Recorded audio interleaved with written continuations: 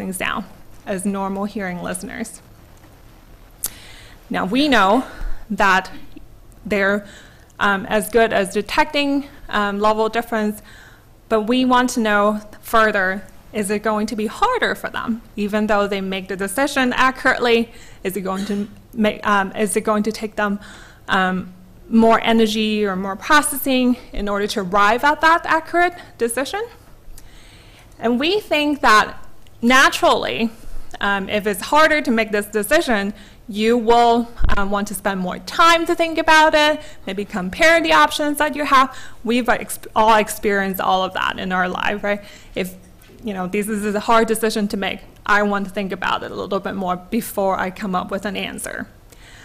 So time is then a measure of how hard it is. And I call this the processing time. So the harder the decision is, the longer processing time that we think you are going to experience. And we can do that by tracking the eye.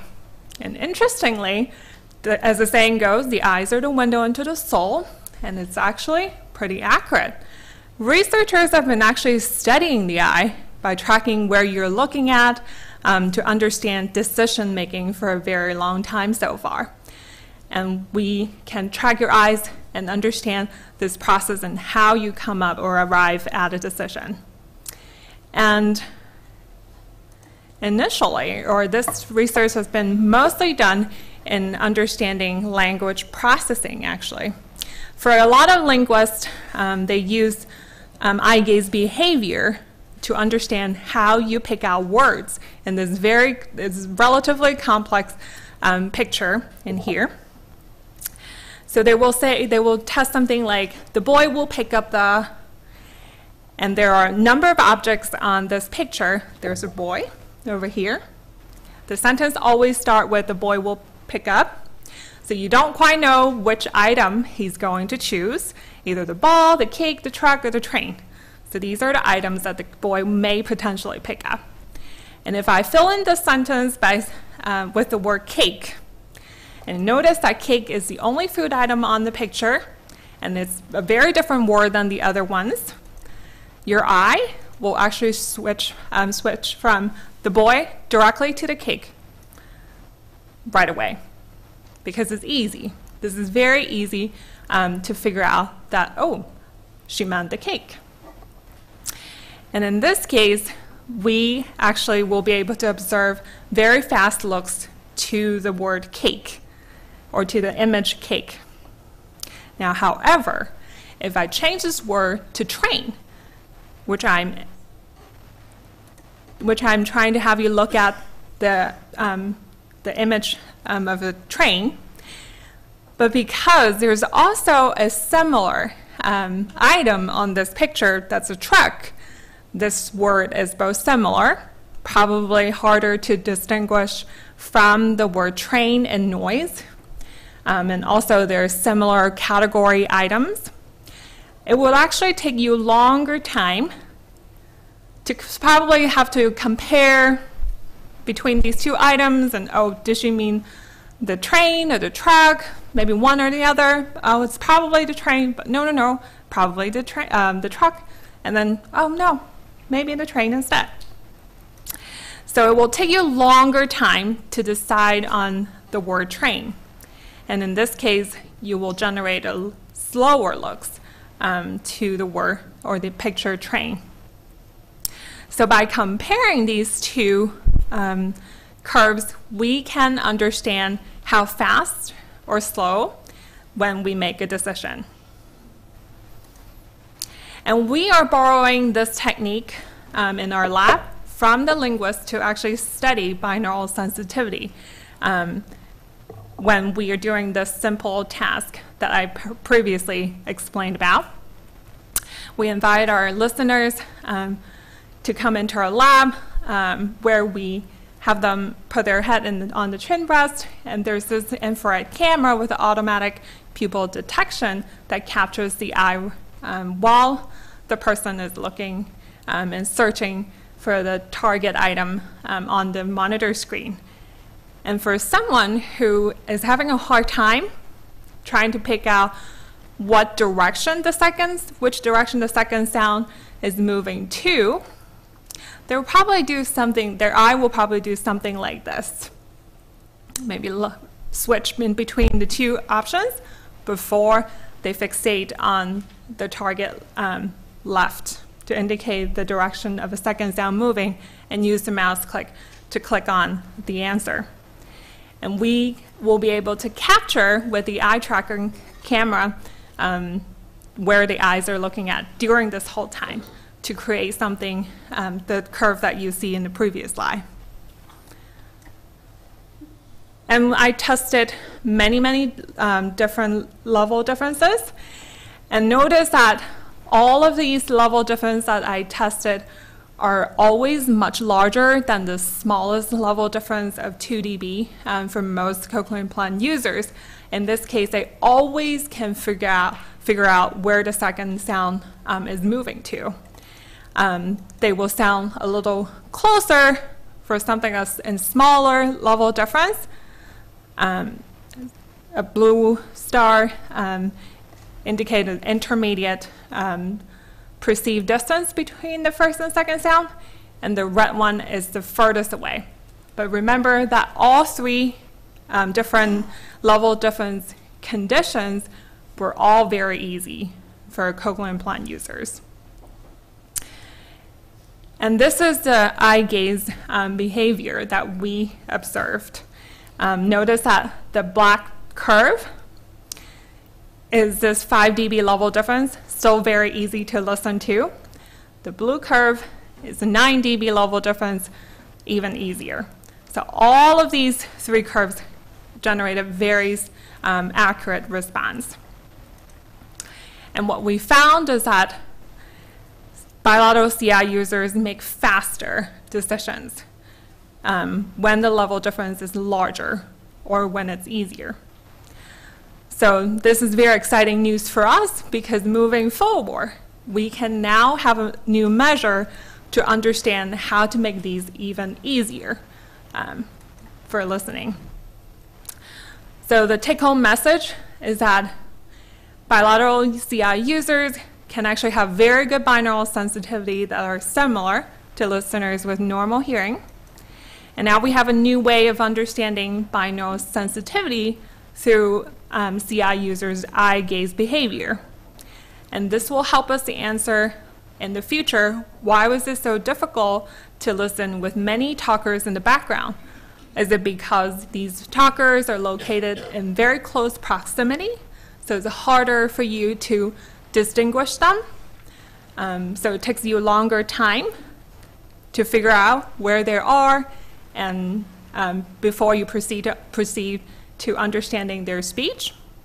And ultimately, I'm hoping that we can use this tool to help us answer what can we do to improve cochlear implant designs to make listening and noise much easier. Thank you so much for all of your attention. I want to close the talk by thanking all of our research participants in the study, funding, sources, as well as all of our lab members involved in this project. Thank you so much.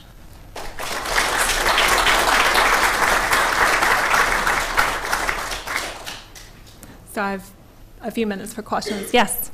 Does it make a difference if you receive both of your implants at the same time, or if one was delayed? That's a really good question. With this tool particularly, we don't know at this point, and I'm very interested in using it to test more cochlear implant users to see if sequential implantation or simultaneous implantation will make a difference in terms of how we make the decision. Largely, I think this has to do with, again, it's not so much as how the acoustic input is different, but also, as in the function of the brain and how it processes it.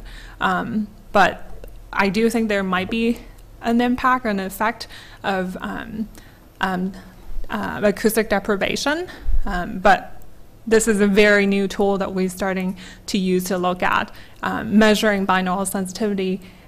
So I don't think I have the answer, but I'm hoping to have one for you later in the future.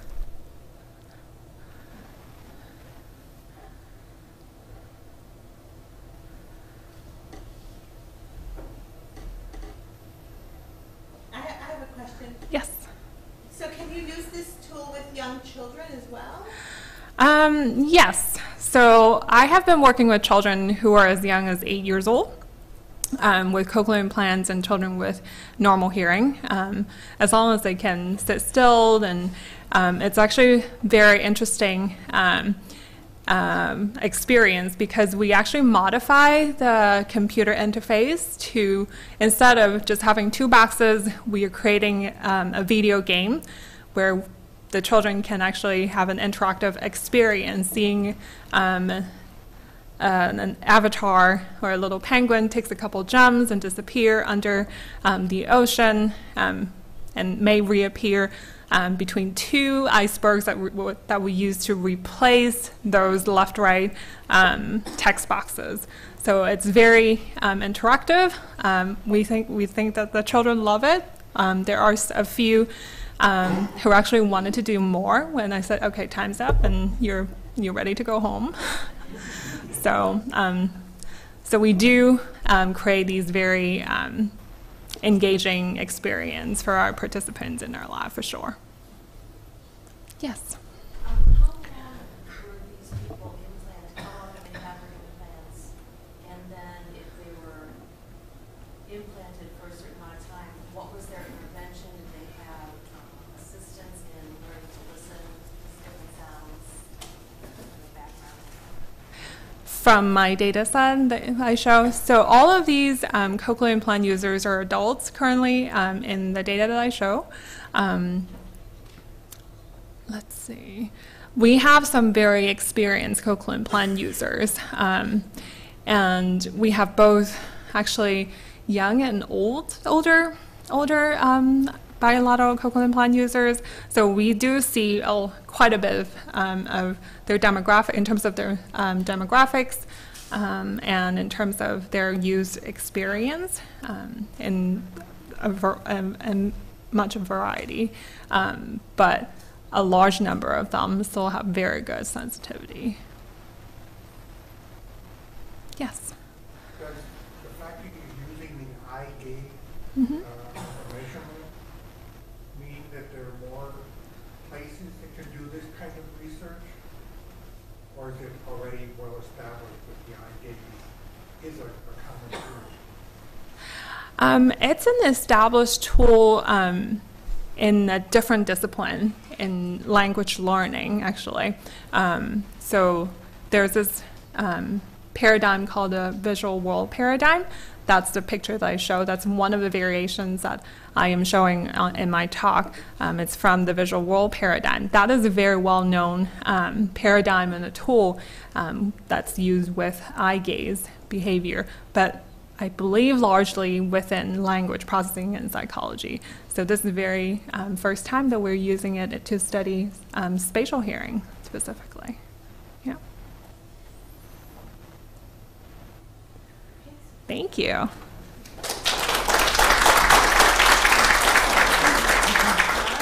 Well, thank you very, very much to Ellen Ping for a wonderful talk. And we have time now for a 15-minute break, so stretch your legs and get some coffee, and we'll see you back here in about 15 minutes. And thanks for your attention.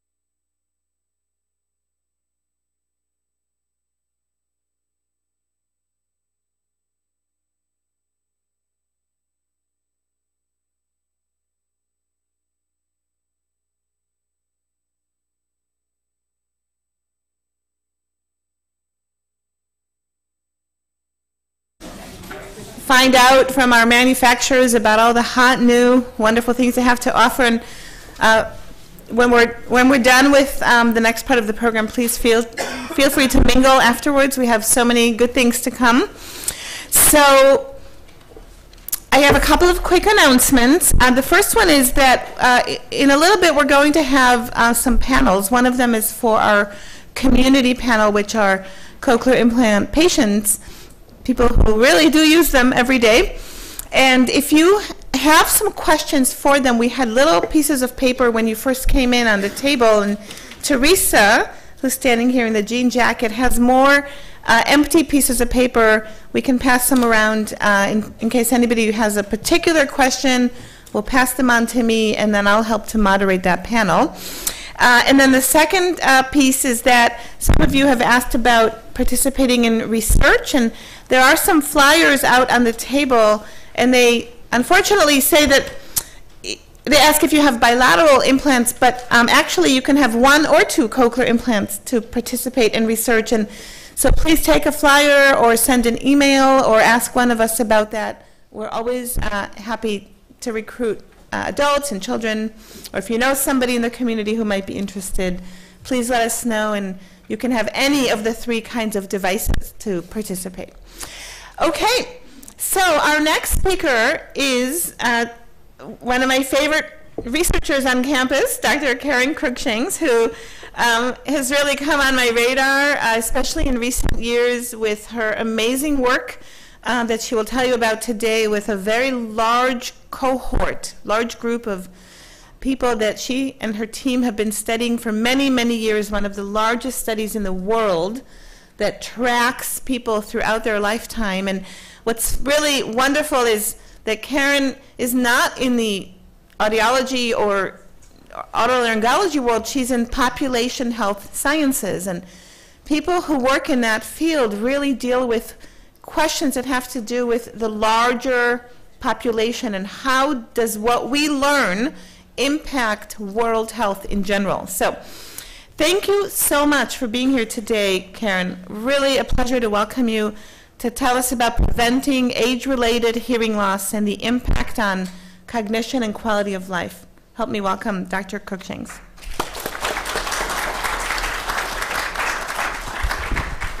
Thank you, Ruth. It's my pleasure to be here. So we've been hearing this morning about how important the brain is in processing signals to understand auditory information, and now we'll be going up to a bird's eye view of what it's like for the general population of older adults and how hearing changes with age and what we may or may not be able to do about it. So I'll be talking briefly about this wonderful and amazing partnership that we've had with the community of Beaver Dam for 25 years now, where we've been following people in that community and measuring their hearing repeatedly over time, and now extending those studies to their children. And what we've learned about how there may be opportunities to prevent hearing impairment as we age. And this is the type of hearing impairment where you have difficulty when there's background noise, where you're starting to turn the volume of the TV up because things need to be louder. And it's a gradual and slow and not always noticeable change as you get older until you're beginning to get a lot of complaints from your family members. We'll also talk about the connection with cognition, because the brain's a very important part of this, and you've probably seen a lot of lay articles in the newspapers about how perhaps you can prevent Alzheimer's disease by giving hearing aids, and I'll try to dispel or at least put into context that information. So these 2 longitudinal cohort studies are really the hallmark of what is special about Wisconsin. Many years ago in 1987, my ophthalmology colleagues, Dr. Ron and Barbara Klein, started a study of age-related eye diseases like cataracts and macular degeneration in this community as a partnership between the university and the community to understand why people develop these vision problems as they get older. As a young assistant professor, the Kleins gave me the opportunity to propose another study in that same group, and we were fortunate to get funded from the NIH to study hearing loss starting in 1993. So this is our 25th anniversary of this partnership about hearing in Beaver Dam. The residents of Beaver Dam who were 43 to 84 in 1987 were invited to be part of the Beaver Dam Eye Study, and then when we came along in 93, we asked those folks who were participating to be part of the hearing study as well. And so it is a large group, 3,700 people, that we've been examining every 5 years, ever since then, with our most recent exam concluding in 2016. And we're reapplying for funding to see them again in the future. This study expanded to go beyond hearing to measure olfaction and cognitive function in vascular disease. And so people have been very generous with their time, having 2.5-hour examinations over all of this time period. In 2005, we were funded to start studying the adult children of this group. So they were 21 to 84 with an average age of 49 back in 2005. And again, there's over 3,000 people who have chosen to be part of this project. And they've been tested now 2 more times, with the most recent that we completed in the fall of 2017. And this is a comprehensive one about all of these sensory domains, including vision and eye diseases, as well as hearing and olfaction. And so it's been a remarkable opportunity for me because of the good people of Beaver Dam and their children who live all over the world and come back and see us when they're visiting their family and friends, or who travel from other parts of Wisconsin or Minnesota or Illinois to come be part of the studies. This is our facility in Beaver Dam at the hospital there, where we saw the participants and did these various measurements of their function. And we ask lots and lots of questions, because what we want to do is try to identify what differentiates people who are healthy in the beginning but go on to have these sensory problems from people who maintain good sensory health as they age. And we really have started, when we started in 93 with hearing, most people thought hearing loss was a normal part of aging. And we're borrowing this model about cognitive decline that's shown on the left-hand side of the slide, where we used to think that it was normal to lose some cognitive function as you get older, and it was a normal part of life. But the Mayo Clinic people, am I getting a, use the other one, okay. The long one. Okay, there we go. So I'm failing on AV today. Okay, that there were people, that everybody had this decline in cognitive function as they get older. But what the Mayo Clinic studies showed us is that there's a group that has very little decline, and then there's this group that starts out worse and gets much worse and has dementia. We applied that same model to hearing loss, and you see in the black line, overall, the population has this general decline, but it's again made up of 2 groups: people who have very little and maintain normal hearing throughout a long period of follow-up, and people who have more severe declines and become hearing impaired. So we don't think hearing loss is a normal part of aging. It's just that we don't understand it yet of how to prevent it, much like we once thought hardening of the arteries or atherosclerosis was normal, and now with statin therapy we slow that down and prevent those problems of cardiovascular disease.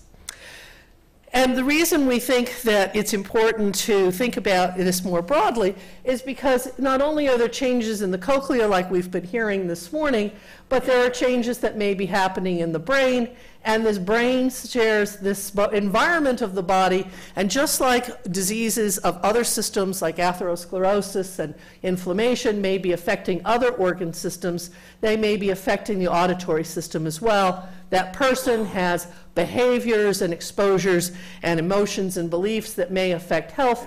And of course, that person is functioning in an environment with lots of different exposures that may lead to health or disease. And so we wanted to study these more globally to understand why some people might be 35 years of age with normal hearing, and when we see them 10 years later, one has a hearing loss and one does not. But people at 75 may have identical hearing to those 35-year-olds, and again, 10 years later, one may have hearing loss and the other not. There's a lot of human variation that we need to understand. So what have we learned from Beaver Dam? Well, this shows a slide of how many people have hearing impairment and by the severity at age group. So as you'd expect, the prevalence of hearing loss is quite common in older people, and it goes up rapidly with age. In the early part of midlife and early elder ages, it's primarily a very mild hearing loss, which you might not notice, but your family members might. But very few are in the range of this darker bar where you'd be eligible for a cochlear implant with a severe or a profound hearing loss. And so the issue is really, how can we help people avoid these problems of communication that are associated with hearing loss, and how can we help those who have already lost significant amounts of hearing?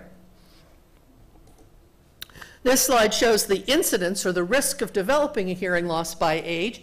And you can see from the older cohort here that it goes up rapidly by age group, and it doubles about every 5 years. And although it's not shown in this slide, men are about twice as likely to develop a hearing impairment as women are. This shows that the younger ages in the group that was 49 when we first saw them on average, but ranged from 21 to 84. So I have a very odd definition of kids. And that's just the basis of their age of the parents when we saw them. That you start to see this develop in the 40s and 50s. It's not just a problem of the later years of 70s, 80s, 90s. It's a problem that starts in midlife. And so we ought to be thinking about our hearing and how to preserve that function at a much earlier time point. One of the most exciting things we found is that not only are we living longer, as we see in the newspaper usually, but we're living better. We're having healthier lives as we get older. One of the things that's been most striking is that for every generation throughout the 20th century, when we look at the parents and the children, people are aging better and having less disease. So in this slide, what it's showing you is that the prevalence of hearing loss goes down if you're in the baby boomer cohort and born later in the 50s and 60s than if you were born in the first part of the 20th century.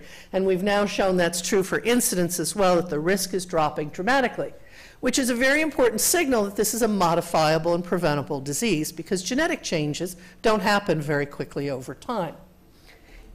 So why might that be happening? Why are people not losing their hearing at the same rates as earlier generations? Well, there's been a lot of changes in health throughout the lifespan in the 20th century. Even just from the 60s to the 90s, we've had new ways of preventing and treating childhood infections. Smoking rates are actually dropped. Cholesterol levels are lower. Hypertension is down in terms of untreated and uncontrolled. But we're having fewer noisy jobs, and better protection at work from OSHA regulations. But it's also very similar to the declines we're seeing in the rates of cardiovascular disease, which have been dropping since the 70s, age-related macular degeneration, which has been dropping throughout the 20th century, and Alzheimer's disease and other dementias. So the whole body is doing better if you're born later in the 20th century for reasons we don't clearly understand, but that suggests that there are ways to improve our health and reduce the risk of these diseases. Well, what have we found for risk factors for the diseases? Well, this shows you some of the data from our 15-year follow-up in the older cohort, where in addition to age and sex, we found people with less education were at increased risk. Anything greater than 1 indicates a higher risk. People who had more central adiposity, more apple than pear, were at greater risk. People who smoked were at greater risk. And people who had high glycosylated hemoglobin, which is a measure of diabetes control, were more likely to have problems. If you look at this part of the slide, what you can see is if you have none of these risk factors, you're still at high risk for developing a hearing impairment. If you're a man, 47% did. But it's about half of what you would have if you had all of the risk factors. And this difference represents about 10 years of aging. So there's a lot that can be done to reduce the risk if these results hold in other studies. We, of course, need replication and confirmation in other groups. Well, why might that be? Why are these factors that are also cardiovascular disease risk factors associated? Well, it might be through mechanisms of inflammation. As we get older, our immune system sometimes stays on a little bit of a high alert, and that's called higher levels of inflammation or chronic inflammation. It's not the kind of acute response when you get a virus and you get sick and you need to fight it off. You still want to be able to mount that kind of response. But there may be some people who have this more high alert level that may be causing some damage, and that's been shown to be important in vascular disease.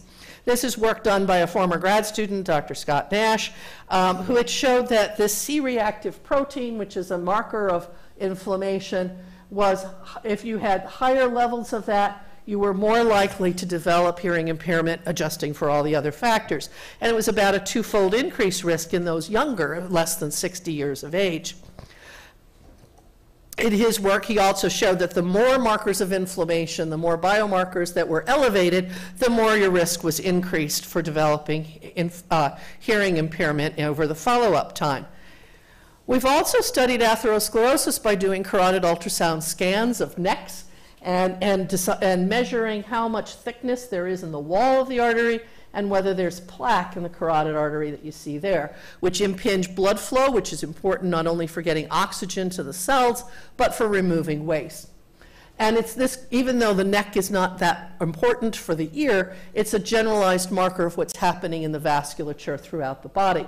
And this is work from Mary Fisher in my group, which showed that both the thickness of the carotid artery wall and the number of places with plaque located in our scan area were both associated with increased risk of developing hearing impairment in the offspring cohort. So early vascular disease is not necessarily good for the auditory system.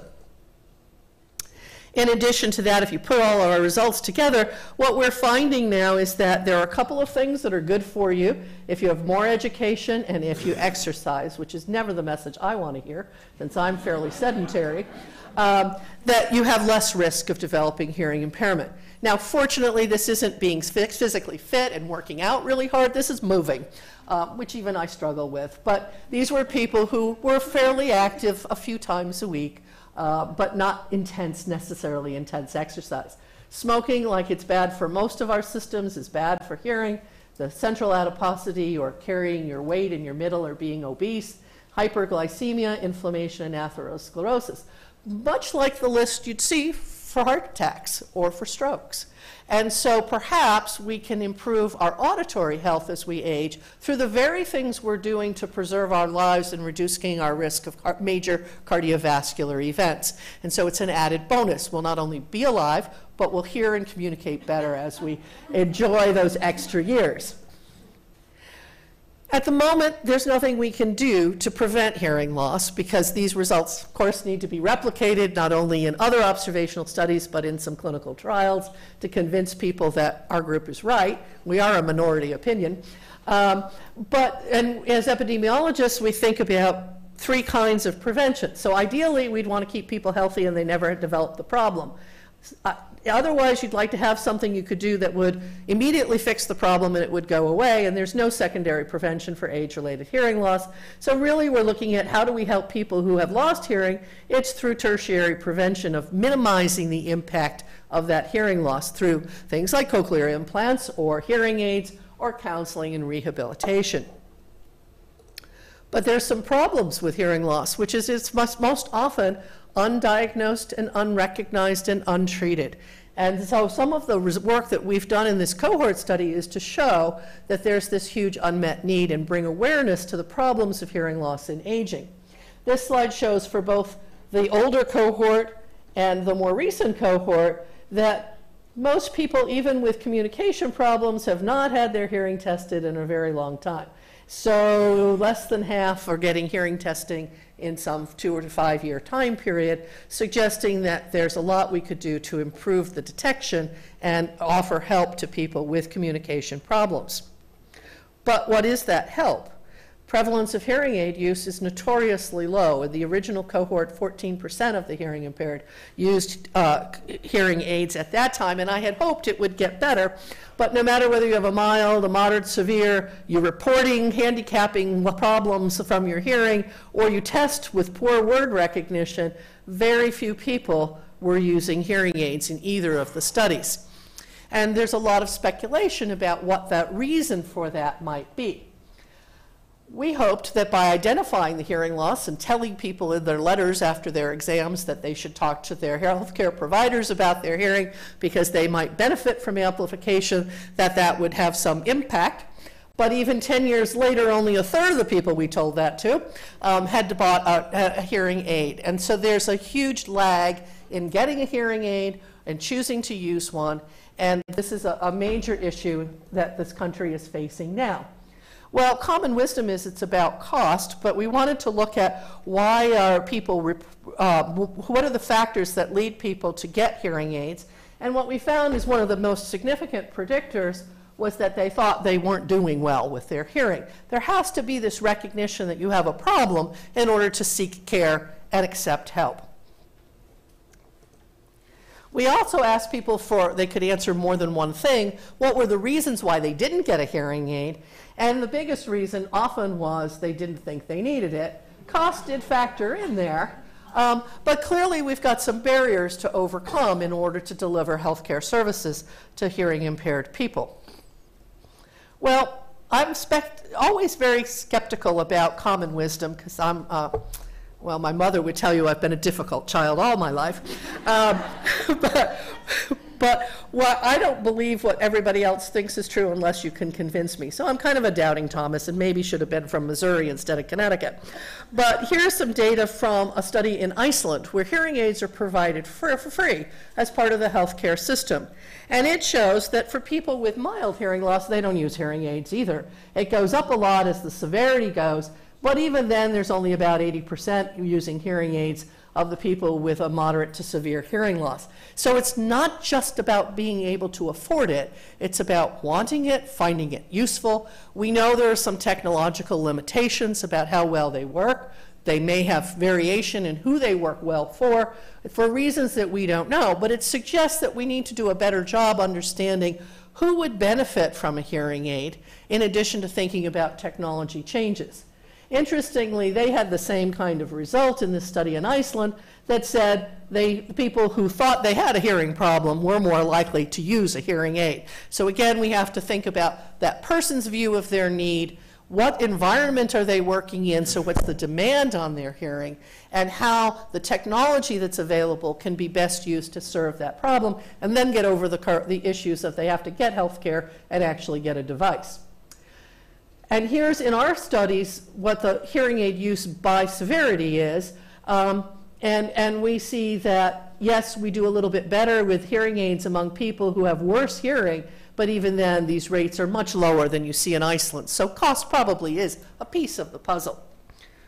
These data were part of the report that came out last year about hearing health care for adults. I had the pleasure of being part of this National Academies of Sciences Engineering and Medicine report on hearing health care and the problems. We were charged with looking at the data, the evidence. What do we know are the problems? What do we know about the fixes? What are the gaps? And what could be done? And this report has generated quite a bit of interest and has contributed not only the 12 points that we made that says more research is needed, but some ideas about how we can change FDA regulations to minimize the barriers about having a medical exam before you get a hearing aid, to thinking about over-the-counter hearing aids, and there's now legislation about that, to thinking about ways to improve access to hearing health professionals, because one of the most striking things we found in the study was that there are vast swaths of America where there's no audiologist to provide that hearing health care. And in some communities where there are audiologists, there's one audiologist for over 45,000 people, which is clearly not manageable for practice. And so some of the evidence that we provided was thinking about community health workers, other people who could help get people into the hearing health care stream. And of course, thinking about other devices besides hearing aids, because there's a lot of new technology that's Bluetooth that could help people with milder forms of hearing loss manage better in their everyday lives. And so I urge you to go to the National Academy site to read more about this report, and I think there'll be major changes in the next 10 years. But as part of that report, we also looked at the impact, and there was almost no data about showing that hearing loss matters in everyday lives. The data were remarkably poor because people don't study it. And there was some suggestion that there's an association with cognitive impairment and dementias, and that's received a lot of press that says maybe hearing loss causes it. So in our study, we've been measuring cognitive impairment over the decades. And about 10% of our population has developed cognitive impairment. It's a rare problem in older people, mostly over the age of 80, but it's the one that scares us the most because we all want to stay mentally intact and engaged with our families over time. What do we see? Well, we do see that people with hearing impairment are twice as likely to develop a cognitive impairment in 10 years of time. But because I don't study just one sense, I also look at vision and olfaction. We looked at those sensory disorders as well and found they too are associated with cognitive impairment and dementia. So when I go to my auditory meetings, I hear about how if we give hearing aids, we'll solve the problem of Alzheimer's disease. When I go to my eye research meetings, I hear if we give cataract surgery, we'll solve the problems of Alzheimer's disease. And if I go to my chemical senses meetings, I hear how the action's in olfaction. And if we could keep people smelling well and identifying odors, we would prevent Alzheimer's disease. I think it's not such a simple story. One of the things that our population perspective provides is this part of the slide that says PPV, which means positive predictive value. If you have an impairment, what's the likelihood you're going to develop the cognitive impairment? And I think the good news from our study is if you have a hearing loss, about 15% will develop a cognitive impairment in 10 years, which means 85% won't.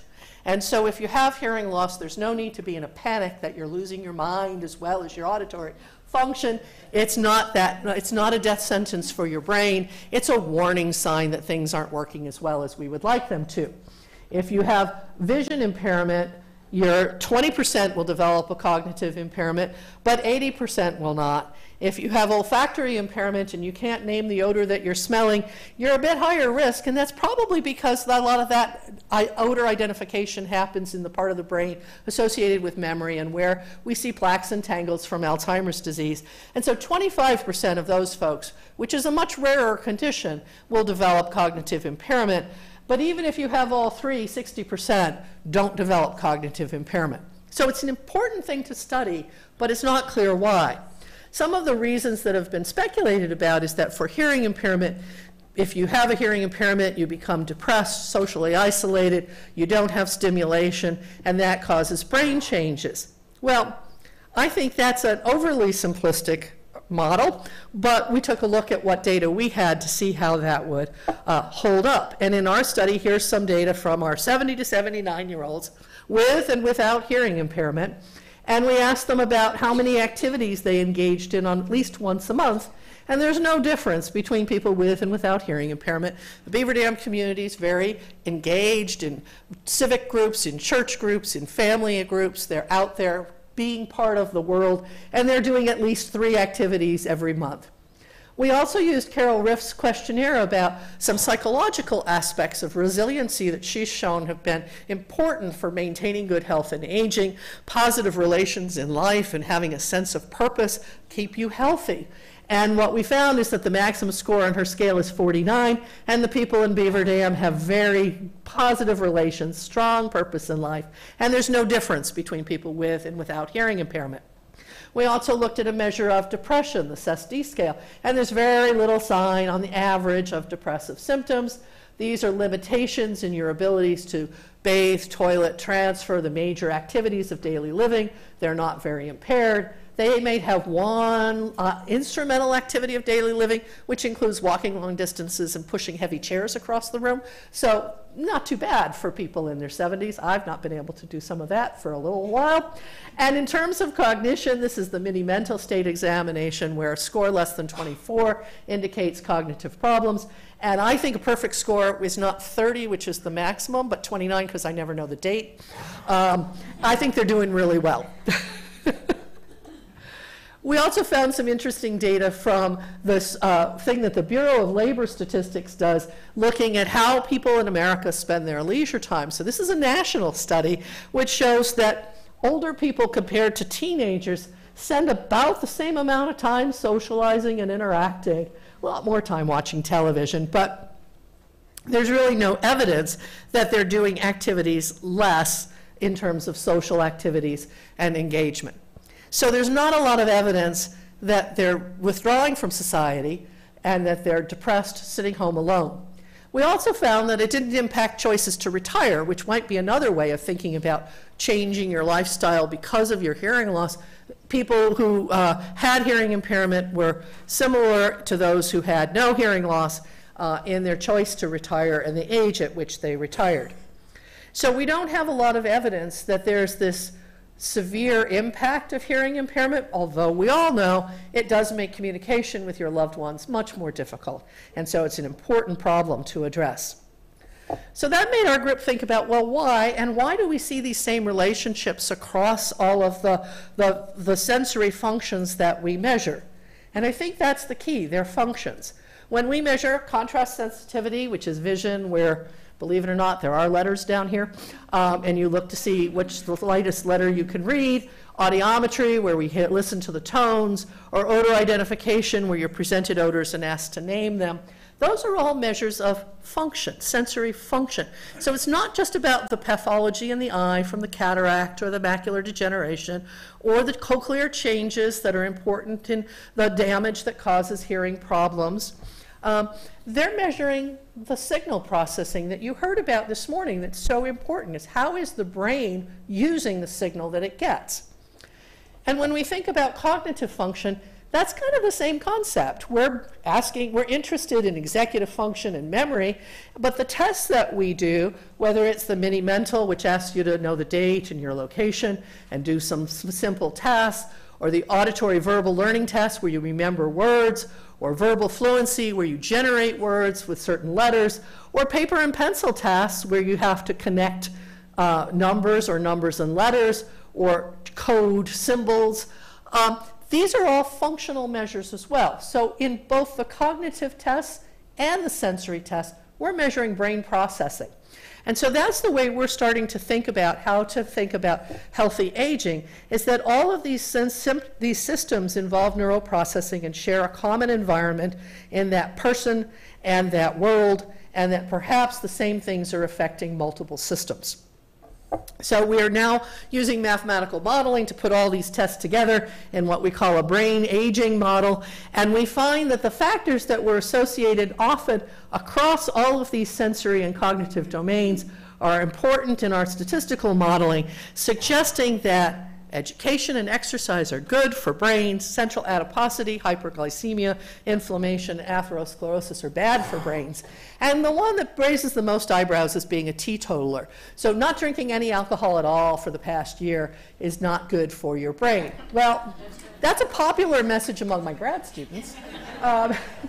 But it may also reflect that oftentimes people who stop drinking entirely are doing that because of alcohol issues and heavy drinking in the past. And so that might be what that's reflecting as well. So I can't say go out and enjoy X number of drinks per day with any certainty, although I do. So in summary, what this remarkable journey that we've been on with the people of Beaver Dam has helped us understand how many people are affected with hearing loss and bring attention to this problem that had previously been ignored. When we started our studies in the 90s, nobody was researching hearing from an epidemiologic perspective and hadn't in 20 years. We know that about 1 in 25 people over the age of 50 will develop a hearing loss each year, and obviously I didn't read my slides very well, sorry about the year. Risk is lower in each generation, which is exciting news for me as a baby boomer, and hopefully is extending to the Generation X as well. It's a little early to tell about them. Many people do not receive treatment for hearing loss, and so there's much we need to do as a society to improve the diagnosis, detection, and follow-up of people with hearing impairment to help them enjoy their maximum capacity for communication throughout their lifespan. And the exciting promise is that the healthy lifestyles that we're doing to try to maintain our cardiovascular health of exercise, no smoking, weight control, controlling diabetes, inflammation, and atherosclerosis may contribute to maintaining healthy brain function in aging as well. This work is the work of many, many people, and so I'd like to acknowledge our collaborators both here and at other institutions, and of course all of the wonderful students who have been through our group, contributing many hours of hard work, but most importantly to the participants, without whom none of this work would be possible, and the community of Beaver Dam, which has been a gracious home to our studies I study for 30 years. And of course, our funding agencies, both NIH, the Research to Prevent Blindness, and the University of Wisconsin, have been wonderful supporters of this work. Thank you.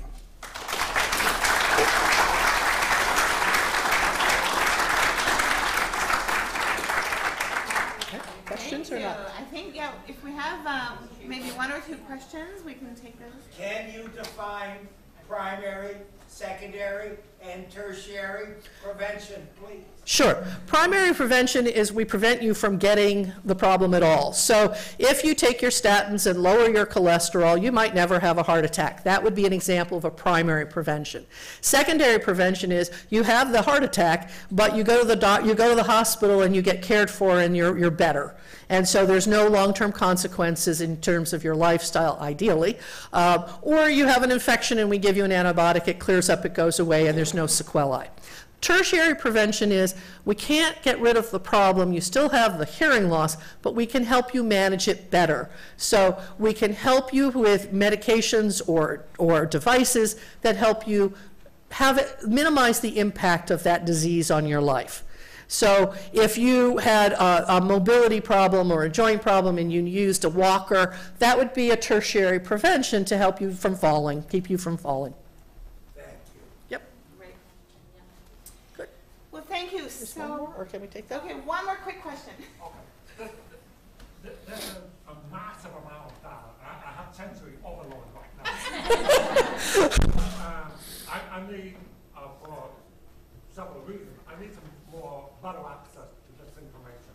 Can you give me some references, some contacts or website or something like Yes, there's a Beaver Dam Offspring Study website. If you Google that, it lists our publications and would get you to that. Or if you go into a library system like PubMed and do Crookshanks, you'll get our papers.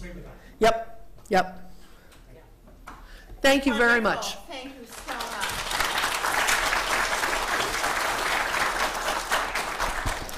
That was really terrific. We've had 3 wonderful scientific presentations today, and I'm so grateful to Karen and In-Young and Ellen for speaking with us today. And I'd like to now invite our community panelists to join us here up in front.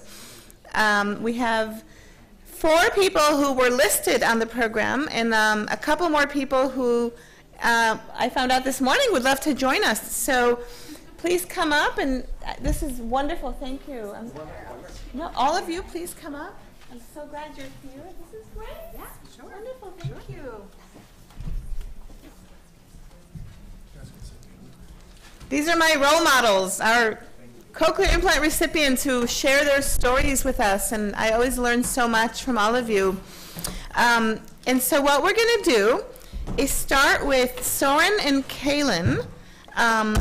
They're going to give us, oh, hold on one second. They're going to give us a really brief presentation that they give to their school and friends and people in their lives. But what I thought we would do first is if we could just start with Soren and then go all the way down and tell us anything about you, you know, your name or your age, or whether you were born with deafness or became deaf later, or just something really brief about yourself. And then we'll have you guys come up and share with you your brief story. And then we'll open this up to questions. I've received some questions that are written, and I also have some other questions as well, and we can take some from our audience. Okay, go ahead. I'm Soren. I'm 11 years old, and I'm going to middle school next year, so it's kind of exciting. So I think having an implant is nice because you can, like, just take them off when you're annoyed or something. So you're just like, say your parent is like, your parents giving you a lecture, and you're just like, la, la, la, you just take your implants off, and they're like, Soren, you're just like, I can't hear you. So it's sometimes, and with my parents, it's pretty annoying sometimes, so, yeah. They get annoyed sometimes, yeah. Thank you. I'm Kaylin. I'm 9 years old. I was implanted when I was 9 months old, and yeah. I'm Melissa. I'm 20 years old. I'm attending undergraduate here in Madison. I'm going into my senior year, so almost done with that. I was diagnosed with severe to profound hearing loss. I guess 19 years ago today. My mom just told me that, so that's cool. And then I got my first implant when I was 2 years old, my second one when I was 10 years old. So I've kind of had a lot of experience with them, 18 years, and 8 years of binaural experience. So, yeah. Wonderful. Thank you. I'm Jack Spear, a retired psychologist. I've been deaf since birth, wore a hearing aid until I was the age of 50, and had a cochlear implant, wore a hearing aid on the other side, and then 7 years later had a second implant. I like the story about taking your cochlear implant off. I never did that with my parent with my hearing aid, but because I couldn't use the telephone, it was wonderful because I had to let my parents know what I was doing. So I'd call up. I knew when somebody answered the phone, I would tell them and then say goodbye. It was great. Hi all, my name is Scott Murray. I am 33. I'm a bimodal user. I have an implant and a hearing aid. I'm a member of the Med-El peer support team. I'm a little bit concerned now about getting shown up by my fellow panelists here, so we'll see how that goes. Yeah. My name is Colleen Powell. I am a parent of a cochlear implant user. My son is 8, and he received his first implant when he was 3, and his second implant just last year. So I can kind of offer the parent perspective for you all today. Thank you so much. I would like to invite Soren and Kaylin to share a brief presentation with us, which is one that you share with people in your lives. Yes. One thing is that I've been doing this for many years now. Doing presentations. This is also kind of a warm-up for me. So today, me and my brother will give you a presentation about our cochlear implants. I'm 11. I like to play soccer and baseball. I also play the baritone. I read a lot, and sometimes I like to do it without my cochlear implants. It's quiet that way. My brother is 9 years old. He's a swimmer and soccer player. He also reads a ton, plays the drums really loudly, and loves music. We have moved 4 times, and Madison is our favorite so far. Our hearing loss. We were born deaf in both ears. I was implanted when I turned 1, exactly on my birthday, which is actually kind of cool. Keanu was implanted when he was 9 months old. We both wear 2 cochlear implants and use technology to help us hear our teachers better in school. We don't wear them at night. We can't hear them. We can't hear anything without them. We also do not know sign language. Places where it's hard to hear. It can be hard to hear in the lunchroom. It can also be hard to hear with group work in the classroom, field trips and on the school bus, outside at recess, and on the soccer field and the pool. Also any place with music and other noise in the background. What helps us hear better at school? In the lunchroom or on the playground, don't yell because it makes it hard for us to hear anything at all. In groups, pass around the microphone, everyone quiet down or the group can go to a different place. On field trips, we should be right next to the person who's speaking. We have many people who help us. For instance, at school we have a teacher of the deaf and hard of hearing. We have an educational audiologist. We both have case managers and, of course, our homeroom teachers. But then in other places, we have mom and dad who help us get our implants ready every day in the morning. We have an audiologist, and we have an ear, nose, and throat doctor that helps us get all the gunky wax out of our ears. That's our presentation, and I have advice for parents. When your kid does take off your implants on you, instead of just getting annoyed, you should be calm and tell them, put your implant back on, because it always works on me. And also, sometimes it can be very funny when people don't have their implants on and they're talking. Because, for instance, my brother, when I wake him up and say we can have video game time or watching TV, he's like, we gotta watch TV? Really? We can play video games?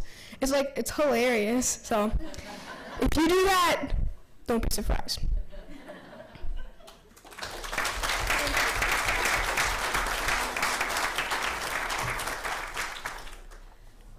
Okay, adults, you cannot compete with that, right?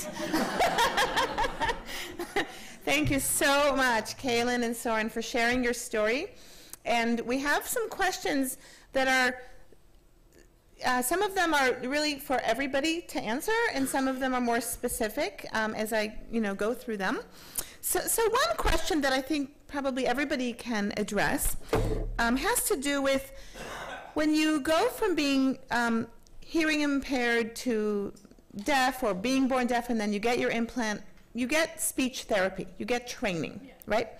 So how is that training, and what has been the best part of it, and what's the hardest part of it, right? So what maybe we'll start from the other end of the table, from a parent perspective, and then move down this way. So we just have gone through this because my son was, again, implanted in the second ear within the last year. And so I think the hardest part the second time around was really making the time to do that focused therapy with the new ear, because he's 7, he had stuff going on after school, and also he was really used to relying on that good cochlear implant side, and so I think it was hard to be motivated to take it off and to really have to relearn everything. The first time around he was younger and he didn't have a choice. I just took off his hearing aid and that's what we were doing. So I think the self-motivation the second time around was a lot harder. As far as what methods I use for initial therapy, I used apps on my phone.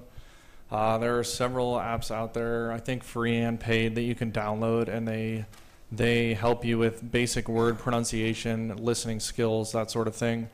Also, I thought it was helpful to, since I have remaining hearing in one ear, to just take that hearing aid out and just listen with my new implant. Most difficult for me definitely was managing expectations. I think at the beginning I had my hopes a little bit unrealistically high, and it was a little bit of a shock to me. I couldn't magically hear everything. I can't now either 3 years later, but it's a lot better. So you just have to go into the process knowing it's going to take time and effort, but it will get better. It might be obvious to some of you that I represent kind of the upper age spectrum here. Not necessarily wisdom, but I at least have the age and experience. So my training early on with hearing aid was, we don't do that anymore, at least not very much. But it was 5 days a week of speech therapy for at least an hour. Then later on in life, once a week. Probably most important was family life. You went to dinner, you came to dinner, you sat through dinner. But I also had 2 deaf sisters and 1 hearing sister. So a parent at each end of the table had perfect control of the situation, and everybody was expected to know what everyone else said, and repetition and so forth. And woe betide the visitor who came. There were quite a few over the years. If we didn't understand what that person said, well, that person repeated what was said until everyone got it. That was a profound influence and effect. With cochlear implant, it took quite a bit of time for me.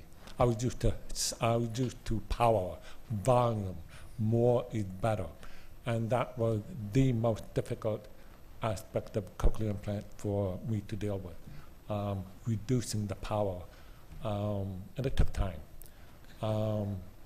It took quite a bit of just simply experiencing. I didn't have any direct therapy except for a very small amount of listening. I was told by the University of Iowa, where I had my first implant, they said, go out and use it, experience life. And over time, things really improved greatly. The second implant was not the wow issue, but started to blend. It started to reduce the stress level even more. Okay.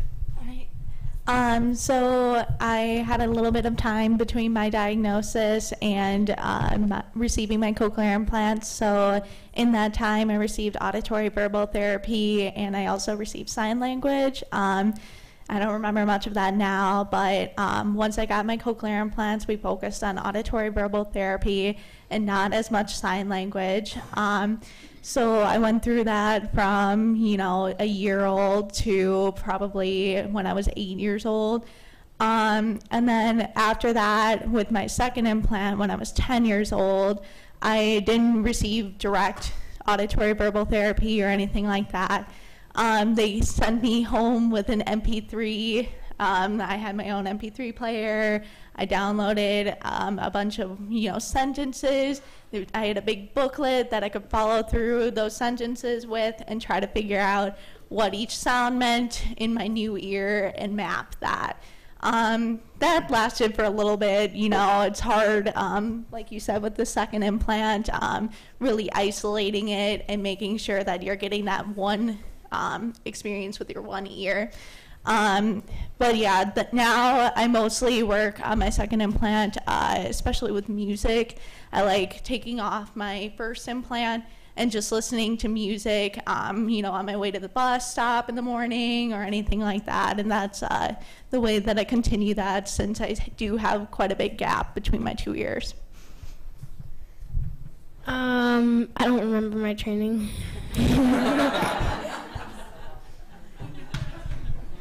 Well, me neither. Soren and Kaylin, do you ever go to a speech therapist? Not that I know of. So your speech is so good by now that you don't really need it. Is that right? I guess so. Okay. I have a very bad memory. Probably why I don't remember. Well, you guys are great examples of children who were implanted, very early and don't remember your speech therapy. I have a different question for you, though. What does it sound like to hear with a cochlear implant? Well, so for instance, when there's a fire drill, people think it's very loud and they cover their ears. For me, I had a very loud fire drill beeping sound at my old school, so my new school is like nothing compared to it. So like it's easier to withstand the noise, and for me, I could like hear like louder noises easier than other people. That's what I think. And yeah. Great. What about Kaylin?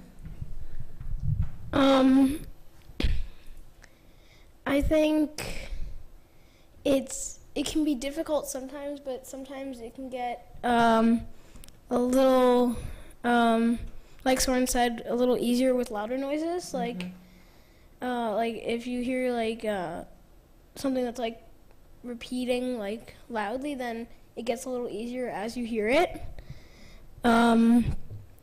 But yeah, it can be difficult sometimes. Great. Thank you. And not everyone has to answer every question. If you feel like you have something that you want to add, wonderful. Yeah, I mean, it sounds very natural to me at this point. I've been working with them for 18 years with one of them and 8 years with the other. I do notice that my perception of my second ear is different than my perception of my first ear. I can't even explain it, but it's not, sometimes it's not as clear, or maybe it's just that my brain can't make as much sense of it, so it's a little more jarbled or sounds more like, I used to describe it as heartbeats or little beeps for each word that was said. So it sounds natural, it doesn't sound electric, but the perception is definitely something that I can't exactly explain. when my son was activated with his second ear, I thought it was really interesting. On activation day, he said it sounded like a robot and an alien were in his head. And that's kind of what speech sounded like at first. He doesn't say that anymore, but as his brain was learning to understand things, he said it sounded like a cross between a robot and an alien. And he would say, like, I can understand what I'm saying, but I don't understand what you're saying, which is just really fascinating, the way the brain knew what he was trying to say, so he could hear that. But it's just really all very interesting to me. Actually, I was going to kind of echo what Colleen said. Anyone in here who has an implant, we talk about activation a lot, and everyone has their own kind of term for how that sounds. For me, it was like robotic Mickey Mouse. But the other answer to the question is kind of like Alyssa just said, it sounds normal now, but that's because it worked. So initially it sounds crazy and robotic, but the point is the brain picks it up. So. I've never understood the idea that the claim by some people that it sounds electronic. That's never been the case.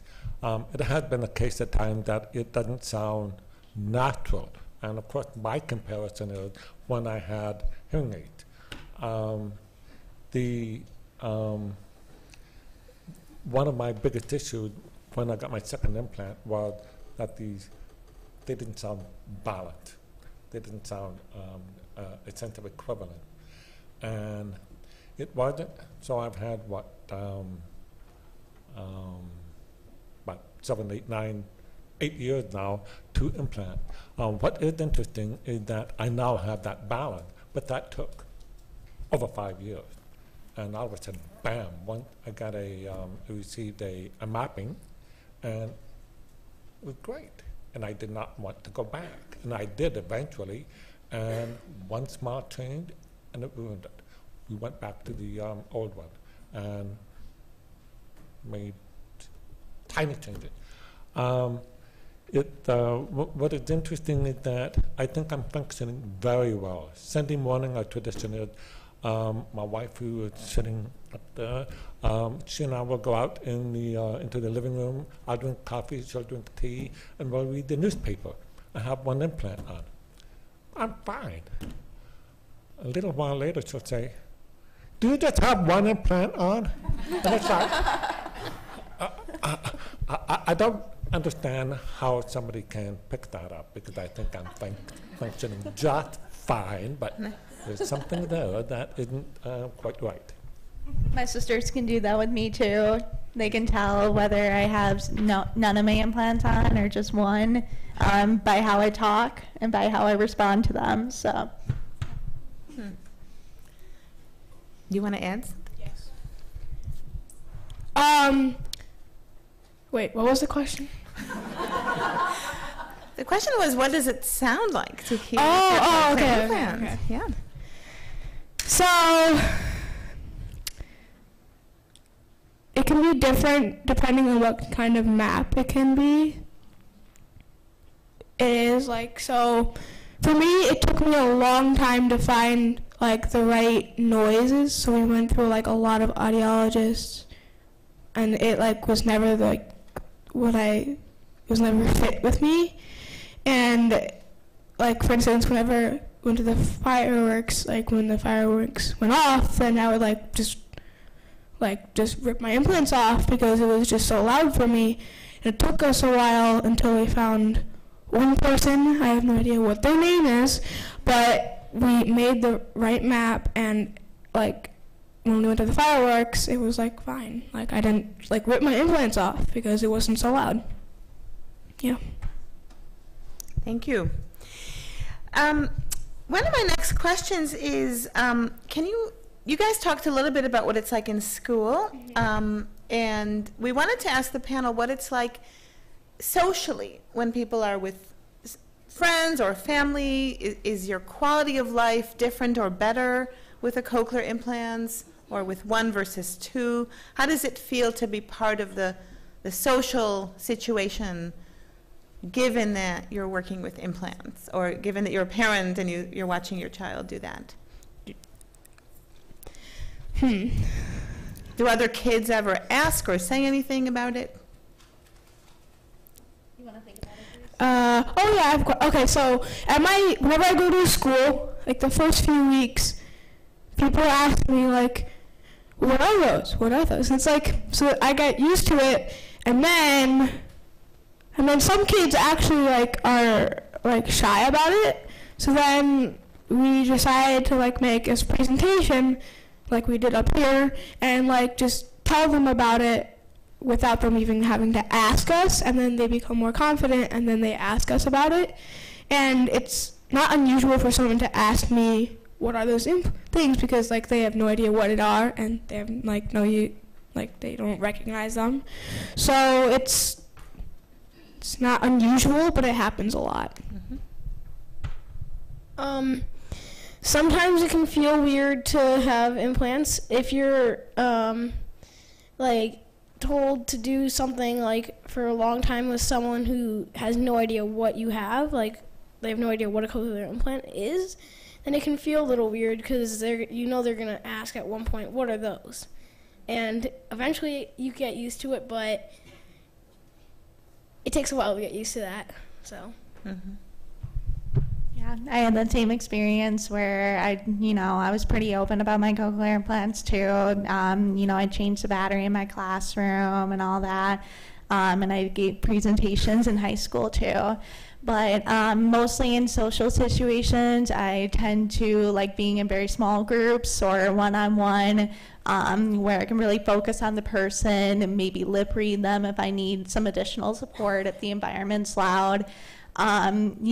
Anywhere like a bar or a restaurant is going to be very difficult. I tend to either avoid those or just try to go with a smaller group and see, and with people who are very good about supporting me and know without me asking them if I missed something or anything like that. So it's definitely a function of who you're with and as well as the situation that you're in.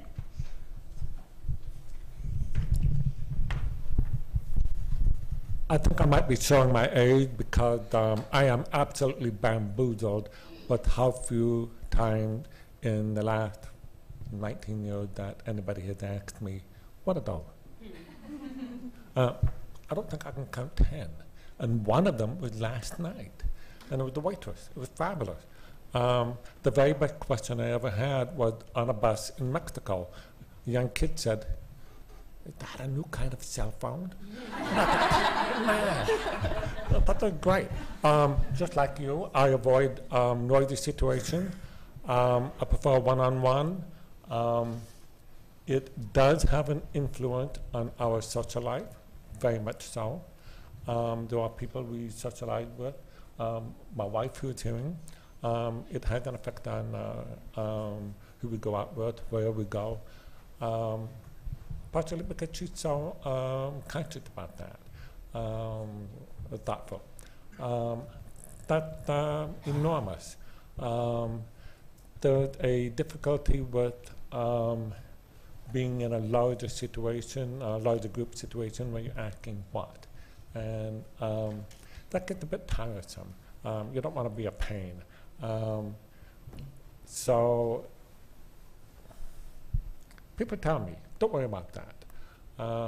Yet there's a nagging feeling of being a little bit of a pest sometimes, one I don't want to be a pest. So I will manage my social life and my associate accordingly to some degree. I don't worry about changing batteries. That's always the who. You just pull it out, pop a battery on, put it back in, and people are a little Google-eyed about that sometimes.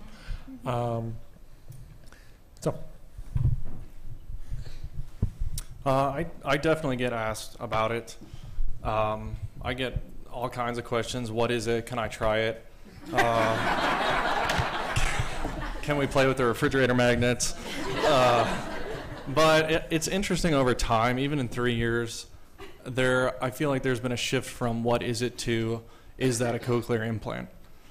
So I think there's been more of a recognition recently. Social situations, definitely one-on-one, I try to focus on when you have a lot of people talking to you at once. It's always challenging. People that know me will speak louder and know that it takes a little more time. People that really know me speak louder and probably don't even really think about it. So you learn to adapt, and the people that you socialize with learn to adapt. So. The only thing I'll add is that as a hearing parent to a deaf son, I'm gonna get emotional. That was the thing. Like, is my kid gonna be able to be a part of our world, or is he gonna have his own world, and we're gonna sometimes enter into it and sometimes not? And he's a part of our world, and he can socialize with all the people that we socialize with, and he has access to all the things that we have access to, and that has made all the difference. And so, certainly some of the same things I recognize that he prefers smaller social settings, all of those things, but big picture, he is a part of our hearing world and the part of his family's hearing world, and that it's huge. Wonderful. Of course, yeah. One of the things that I learned about having a cochlear implant after wearing hearing aids for many, many years was the reduction in ambiguity and the reduction in tension, in effort. That's enormous, absolutely enormous. With hearing aids, with noise especially, you're struggling, you're straining. You have to put a lot of effort into it. With cochlear implant, you can sit back a bit. And you can think about what is being said. With hearing aid, you have only so much energy. And you have to think about what you're saying, and now at the same time, try to comprehend what is being said. It's difficult to do both sometimes. With cochlear implant, learning comes more easily. You can sit back and simply listen to what is being said. It's fabulous. Mm-hmm.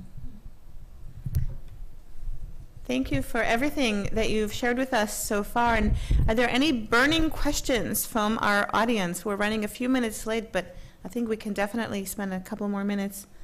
Yeah. Thanks. To me, it was really impressive that you said you enjoy music during your presentation. So my question is, what kind of music do you like? Is it more like very rhythmic music, or like music with a lot of melodies? And like, what does music sound like to you? All right, that was directed to me, like, or to everyone? To everyone. To everyone. Okay.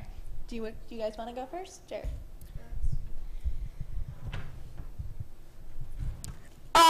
So for me, I like a variety of music. I like soft music, like classical with like cello, stuff like that. But then I also like, loud music, like Imagine Dragons is loud, They're repetitive. It's also because then, like, if you don't know what they said in the first place, then you can hear it again and be like, oh, that's what it said. I like repetitive music, but sometimes it can get annoying. For instance, thunder. I mostly like not classical soft music, but also not like loud music. I like with a melody, not like where if it's so loud, then like if I had it on max and we were in the car and we had our windows closed and the people behind us could hear the music. I don't like that kind of music. But I had a babysitter who would turn up the music very loud and the car would be vibrating. So I like kind of like that kind of music. And with loud music, I can like feel it sometimes. With like, if it's like, say we have like a speaker right here, it's like really loud. And then like if I didn't have my elbow on, and I could feel it on my feet because the table is touching the ground and my feet are next to the table, then it's like I can feel it because it's so loud. So it's my. Thank you. Yeah. What about Kaylin? I have similar ideas to Soren. I tend to listen to louder music more than classical. I still like classical, but not as much as louder music. I like hype music. Thank you. So I didn't really start listening to music until I want to say high school, or I guess I can say I didn't appreciate it. We always had it around. I didn't really, see a difference between listening to music versus just having my implants off, I played the piano, I played clarinet a little bit. I don't know if I was very good at them, but now I definitely appreciate music more. I'll listen to it, on my way to the bus, but I mostly listen to music that I know well, that I can follow the lyrics to. That's very important to me usually, is knowing the lyrics and being able to follow along to the song. So yeah, it's definitely developed, and I'll probably continue developing more, but that's the kind of music I usually like to listen to. I started off with the Latin folk, Peter Palmieri, Pete Seeger, that kind of stuff. Then classical, I like classical in general, and I also like some opera. Opera can be a hoot. Without voices, and it was amazing how sometimes it was difficult to differentiate some of the voices from an instrument. They're just fabulous. But now jazz. Somebody taught me how to appreciate jazz more. Very interesting. I do not like dissonant music. I do not like rock. There's no way to differentiate the various components, so I avoided that. Or maybe you're just showing your age.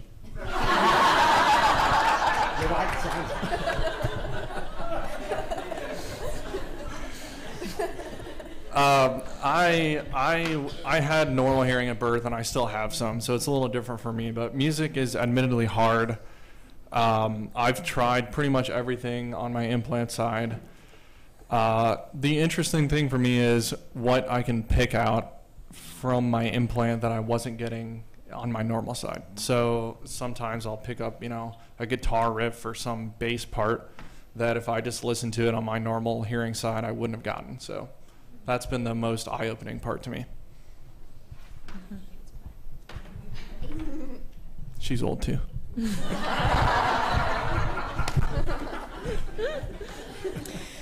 Well, please join me in thanking our community panelists for the most engaging discussion. Thank you. Thank you very much. And now what we'll do is have you join our audience, and we will welcome our clinician panelists who are here with us today.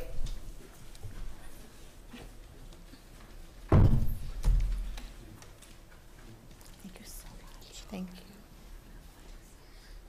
Yeah. And then should we swap out the nameplates?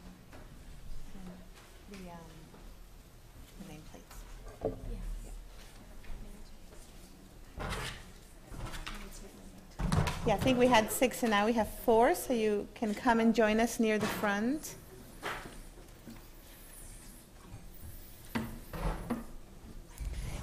And I will not moderate this panel so much.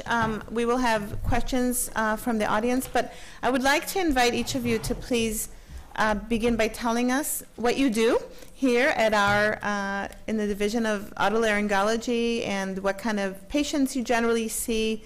And then we'll open it up to, and anything that you want to share about the most important things that you recommend for our cochlear implant patients, and then we'll open it up to some questions from the audience. So thank you. We'll start with Kimberly. So I'm Kimberly. I'm an audiologist at the UW Hospital, both Children's Hospital and Adult Clinic. I see 50-50, 50% peds, 50% adults, so a wide range of patients. As far as cochlear implants go, I provide services only for the pediatric patients, and I'm relatively new to it, but what I know in my nearly 20 years of experience is that it's not an immediate fix, and it's something that does take time and therapies in order to be successful. And obviously, the earlier the person is implanted, the better the outcome in the long run. And I'm Wendy Marchant, another one of the clinical audiologists over at UW. And I also work with both peds and adults for both cochlear implants and all other audiology services. And been working with implants for about 10 years now. And it's been quite a journey.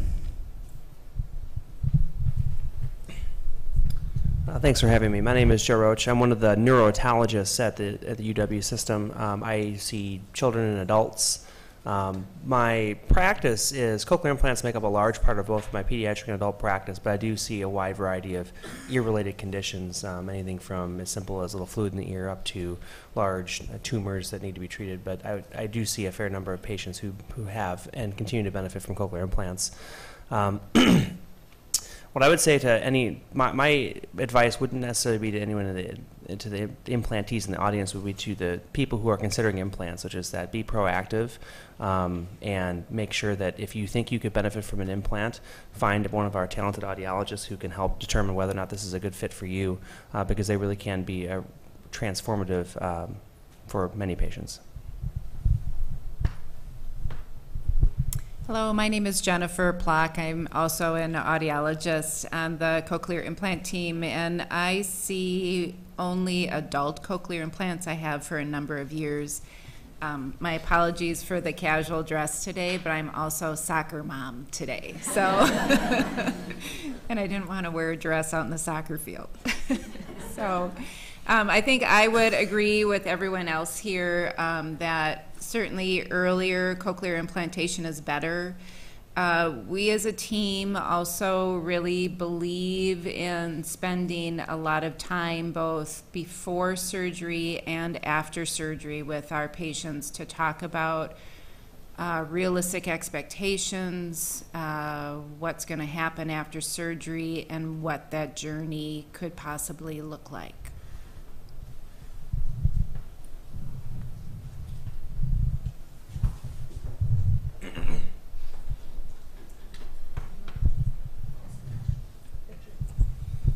So I guess this is the question portion. Are there any questions anyone would like to ask? How do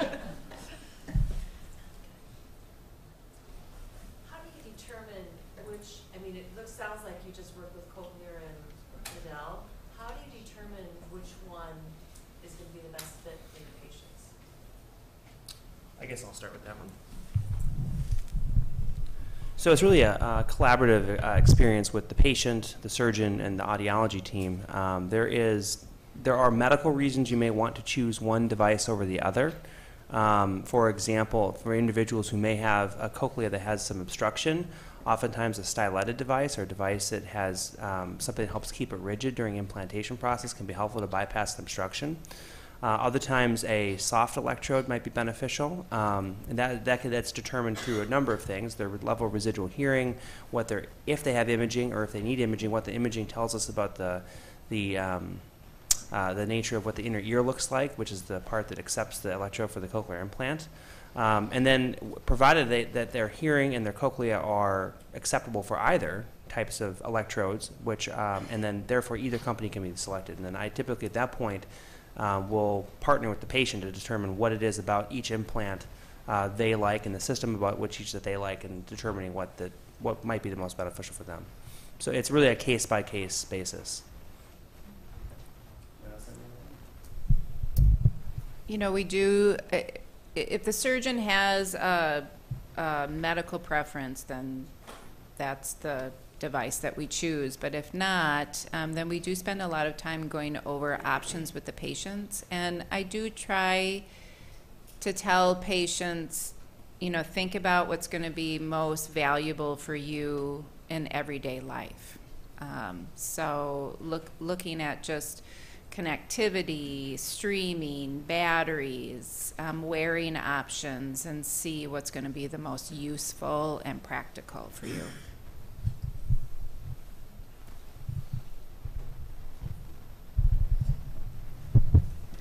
Jack. Well, given that, do patients have a choice of the surgeon? I mean, one surgeon may have only one device that they're comfortable with, but another might be comfortable with two. I think the short answer to that is yes. I mean, some of that depends on your insurance and where they will provide payment for the type of surgery. But certainly, if there's a device that we don't offer and a patient has a strong preference for that device, I have absolutely no problem referring someone to a place where they can get that particular device. There's not a lot of ego for me in this. I want people to have the best outcome, and if that's with somebody else with a different device, I'd be happy to facilitate that. Ma'am? Hi. What technological improvements do you see happening with cochlear implants over the next several years? What kind of advances do you anticipate, or what's being looked at as far as improving?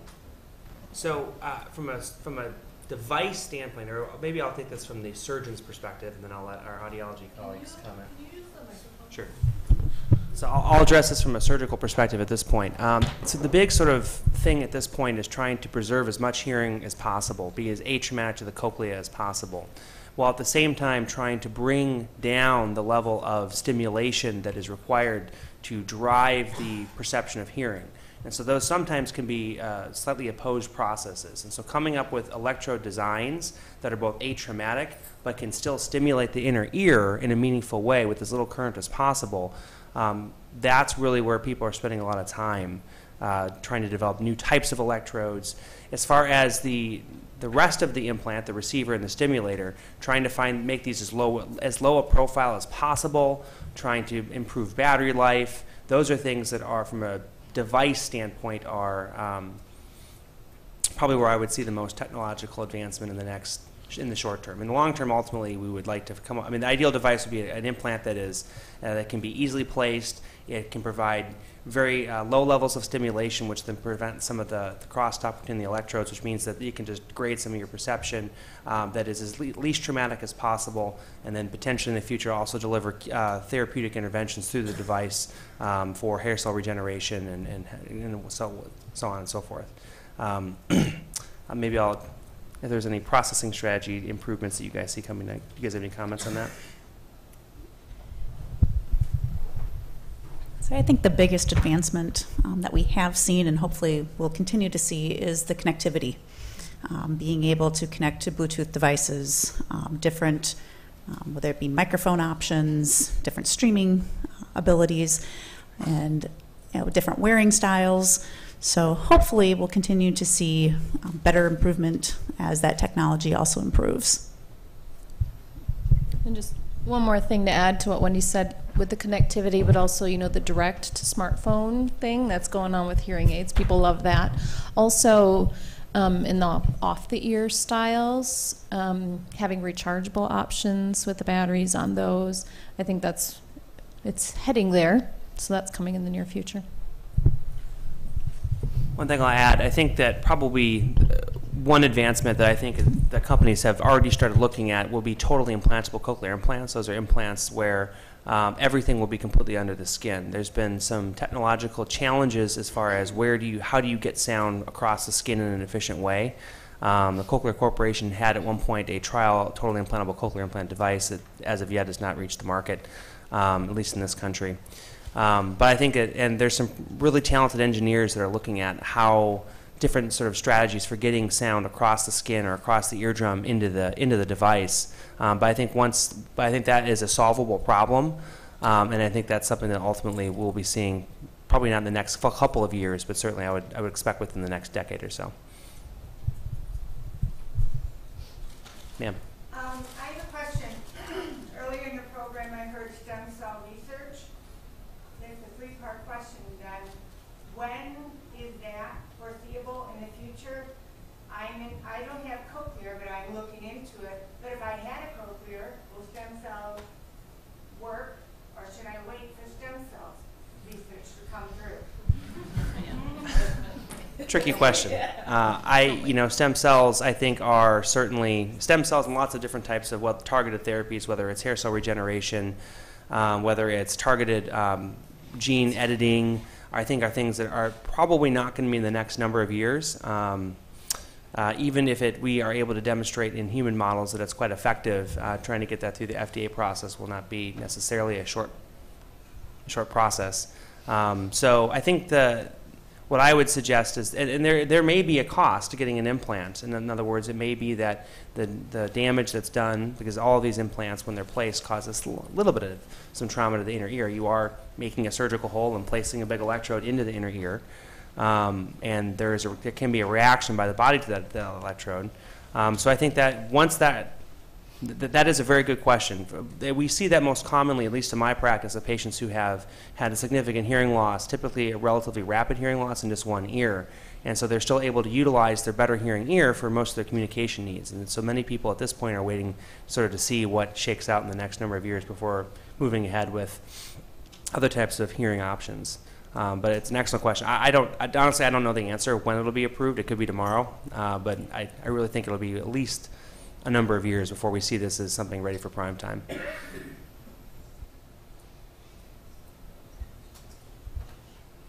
Did I answer all parts of your questions? I think so. Okay. Gentleman in the back. How important are support groups to the post-cochlear implant patients? And the second part of that is, how do the audiologists at UW explain that to their patients? I think I'll pass this to you guys. We really believe in the power of support groups and think they're really a critical component. As you know, here in Madison, we have the Hearing Loss Association of America chapter. We do keep information in all of our patient treatment rooms, and we do try to encourage people to attend those meetings and know what's available for them. And then also from the pediatric standpoint, we also keep flyers from our groups for the younger children. Because I think especially, when they're younger, it's really important to have peers that have similar problems. When you have a hearing impairment, it's growing up as a child. I mean, as maybe a lot of you know, they're different, and it's good for kids to have other kids that are like them to develop friendships with, like encouraging kids to go to the Lions camp for hearing impaired children. That's been life-changing for some of our patients. So we do strongly encourage a lot of those peer support groups.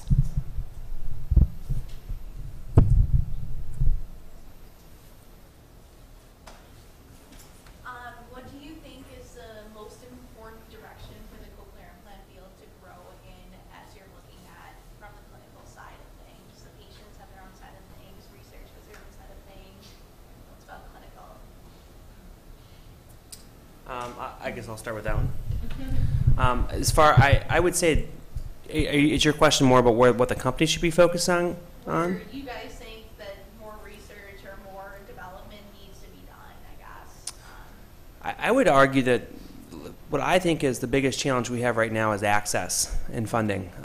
There are a lot of patients out there that are not able to get access to cochlear implants for a variety of reasons. This is not a, while they can be quite expensive, and most insurances will have very strict criteria for who qualifies. And while we know that, for example, in Europe, their version of the FDA is approved single-sided implantation, we don't have that here, and we know that these can be beneficial for individuals, maybe more so than other hearing assistive technologies. There are, at least in this state, insurance coverage is typically very good, but it isn't always, and so then individuals who may benefit from this technology are simply not able to get the technology. So I think advocacy for improving access, however that access is defined, I think is the biggest thing that I would like to see addressed and working to address through the American Cochlear Implant Alliance and through other advocacy groups.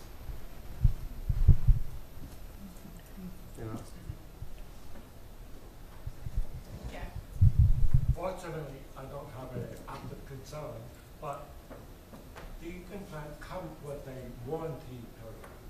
What's your experience in terms of the lifespan? What are you guys seeing in terms of the longevity of implants? Internal or external? Yeah, the internal devices or the external hardware? Internal. The external can be take a question, but what are you experiencing in terms of the useful life of internal components? My experience has been that my experience has been that provided that the internal device is not directly damaged, I mean, for example, I took care of a patient who had a tree branch fall and hit their device, and of course that won't survive that. But outside of trauma to the device, and infection is another big problem with those. Not a huge problem, but I would say my experience with having to take these out is more commonly because there's been a device infection for some reason, and they can't clear the infection. As far as soft failures go, or even hard failures, it's particularly uncommon. It happens, we manage it, but it's certainly not the vast majority of the experience. I mean, I've taken care of individuals, especially when I was in my fellowship at the University of Iowa, who have been implanted for 25 or 30 years, and they're going strong. And so I tell patients that, even young patients, that this may not be the only device that you'll ever have, but it certainly could be. And so... I think across manufacturers, the internal devices have been remarkably reliable. We have a number of patients who've been using their devices for 20 plus years, and they're functioning fine. Yeah. I mean, you know, when you consider what actually is going in, it's a pretty remarkable engineering feat, I have to admit. But on that end of it, when we are talking with infants, you know, small children that are being implanted, you know, around 1 year of life or even sooner than that, when we think of what their lifespan is, you know, it could potentially be 90, 95, 100 years. You know, would we expect that one internal device to last their lifespan? Probably not. However, we don't have data at this point going out that long to suggest to say, okay, you hit year 50 and you might need to start looking at a new implant. But it is probable with those small infants that they most likely will be looking at explantation, reimplantation at some point in their life. Or stem cells. Or stem cells, yes.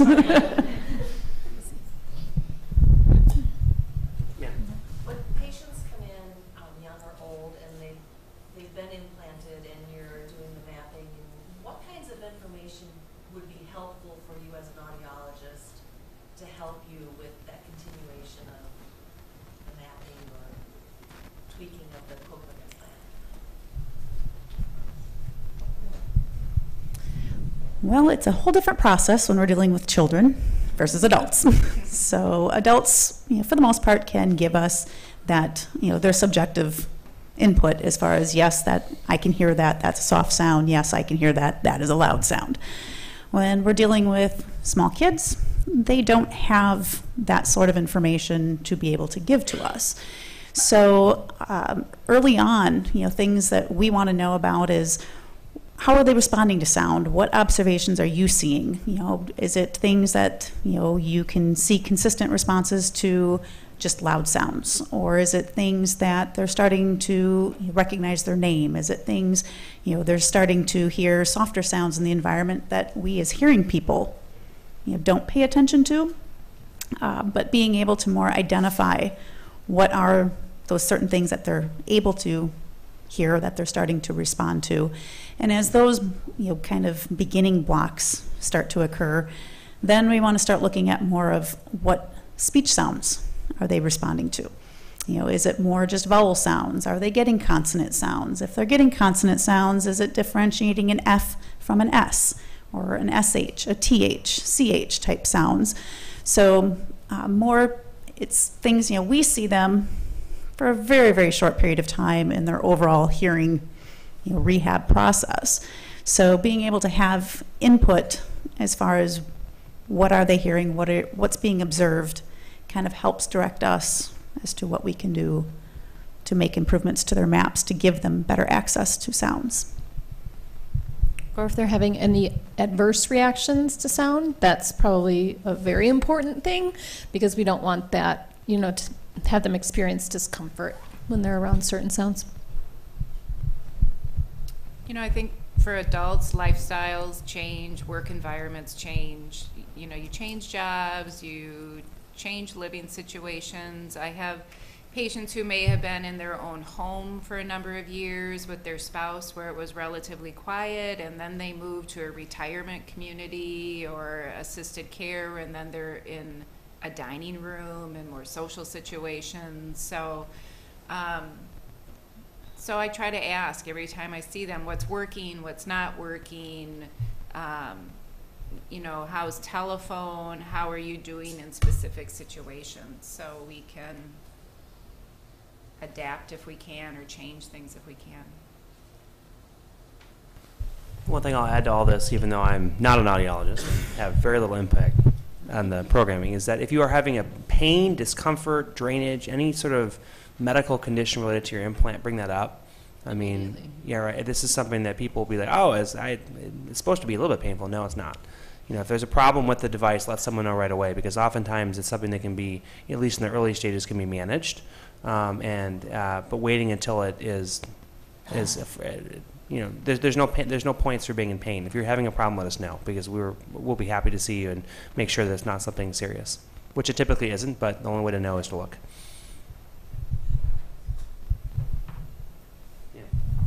So, obviously, if it would need to be removed and replaced, obviously if it was some traumatic or infection, something like that, there's a healing process. But if we have one of those little guys who might need this somewhere down the road, if it is just getting removed and replaced, is that all one surgery, or is there a waiting time, I guess, to be reimplanted?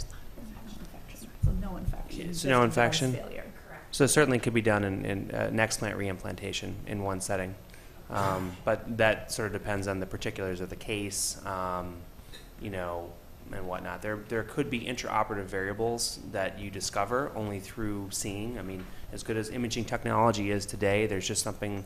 I mean, it's not necessarily my eye, but the human eye is just much more sensitive. And if we see something that sort of warrants an explant delayed reimplantation, that's certainly a possibility. Although if it's a soft failure, it's really only something with a device. It certainly can be accomplished in an implant reimplantation setting. There's a question back here. Nope. Ma'am? Is there any reason or disadvantage to not getting a second implant? You have one and I mean, sorry. So the question is there a disadvantage into getting a second implant? I think it depends on the circumstance. One circumstance that we see where it may not necessarily be to a patient's advantage is a person who's had an implant in one ear, they're using it or not, and then they've had a very long period of hearing impairment in the second ear to the point where there may not necessarily be a significant benefit to the device, the brain, especially if they had hearing impairment very early on or even at the time of birth. Those are individuals who then may not necessarily get the benefit that they're hoping for, yet they still take the risk of surgery. It's not unreasonable to try it, but that would be a circumstance where I would very much, have a much longer counseling session than normal to make sure that expectations are appropriately set with that individual. So yes, there can be a disadvantage for selected individuals. The other factor to consider is whether your insurance would pay for a second implant, because a lot of them are very limiting to only one.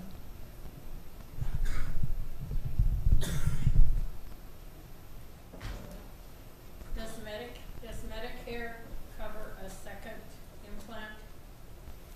A second side, no. If they've paid for the first side. If they've paid for the first side, they won't pay for a second side. However, if you had your implant before you had Medicare and now you have Medicare, then they would. They pay for one sort of whatever, regardless of the circumstance.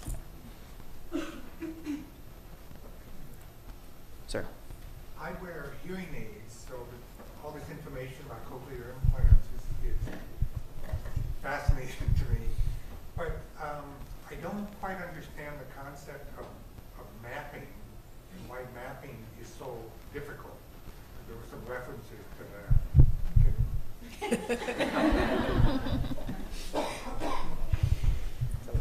that. So when we talk about mapping, we're talking about how we are setting the electrical current for each electrode or each channel in the device. And some people are really good at mapping. They can tell us the softest level of sound they can hear. They can tell us when it's loud but comfortable. And some people can notice really small changes in current level, and other people not so much. But I think that the more information we can get from the patient in terms of how it sounds when we're setting that current level, the better the map will sound. Does that answer your question? Yeah, I guess I was wondering why it was so, if you're getting that kind of feedback from patients, then it seemed to me it wouldn't be terribly difficult. It's trickier when you don't get that feedback from patients, right? Yeah. Yeah. I think we're just making more global adjustments then, instead of maybe fine-tuning each electrode. We might be, mapping several electrodes together or overall. And it's like if you're trying to compare it to your hearing aids, it's just a completely different way it's being utilized. The hearing aids use the structure that's already there, so we can just turn up loudness and pitch, low bass, high pitch. Whereas with the cochlear implant, like Jennifer mentioned, it's the current, the electrical current that's going into that electrode and stimulating the different areas directly in that cochlea or inner ear structure. And if a person hasn't had hearing for many years, they've probably lost that perception of loudness versus softness in range of sound. So that's for some people why it's probably more difficult.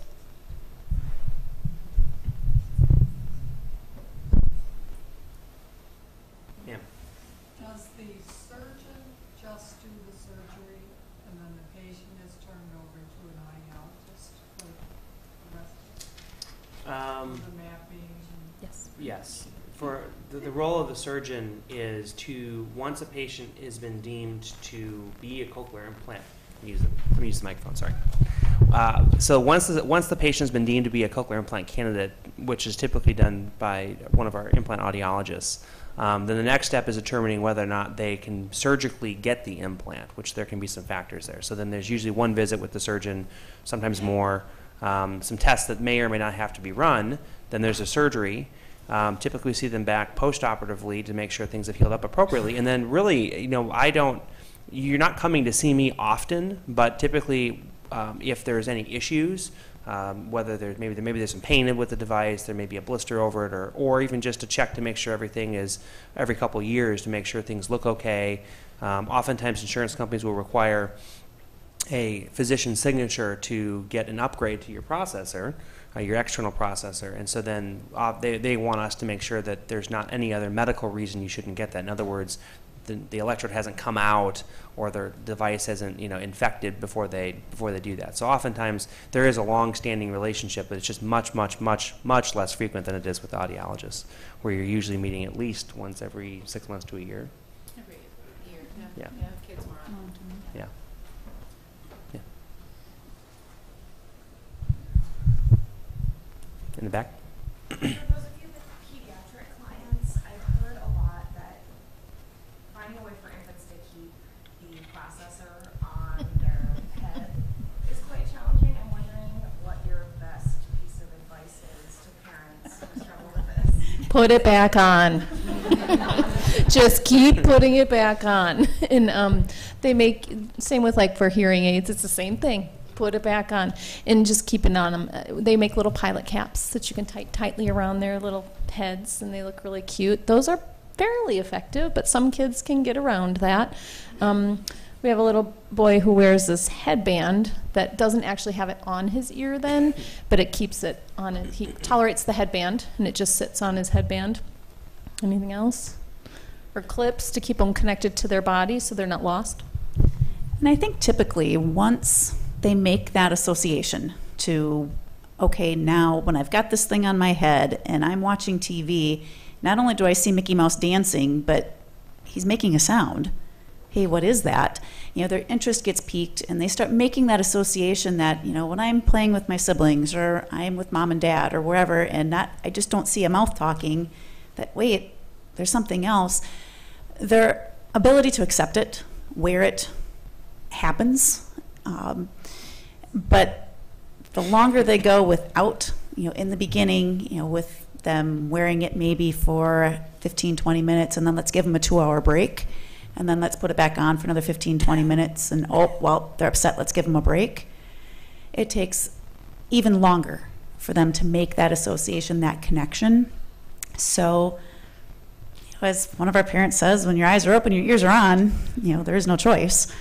The more you do that, the more you can enforce that, the quicker that process happens and the fight stops. It eventually goes away. Eventually. I think we have some parents. So if anyone has any suggestions for us, we will take those now as well, because you guys are in the trenches. Anyone in the back? So I'm the mom of Soren and Kayla, who were down in front earlier, and I think what the audiologist said is absolutely correct. When they're awake, they're on, no matter what. And sometimes that meant, propping weird pillows next to their heads in the car seat, whatever it took. That said, Soren alluded to this in one of his comments, but Soren was overstimulated with his cochlear implants for the first 3 years of implantation, and so he really fought wearing it, and we fought keeping it on, because that's what we were told to do. And so it did take us some time to find an audiologist who helped to make changes in his maps so that it was comfortable enough for him to wear. And literally it was a day and night change. So he went from not wanting to put them on every morning to the next day not resisting at all, and receiving the full benefit and actually liking it.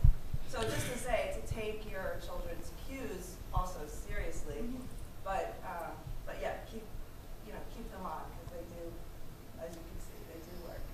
And I think the thing, that you have to differentiate, is it a behavioral thing that I just don't want this on my head, or is it a sound intolerance thing, which is hopefully less likely to happen if they're programmed appropriately. But yeah, so watching for adverse reactions. But sometimes it's just a matter of, I can take this off. I either want to look at it and chew on it, or take it apart, or, I just don't want to wear it. I was just wondering, what information do you share with parents when their infant or young child has been implanted? What do you share with them regarding early intervention therapy and the need for and how to work on the listening skills of the child?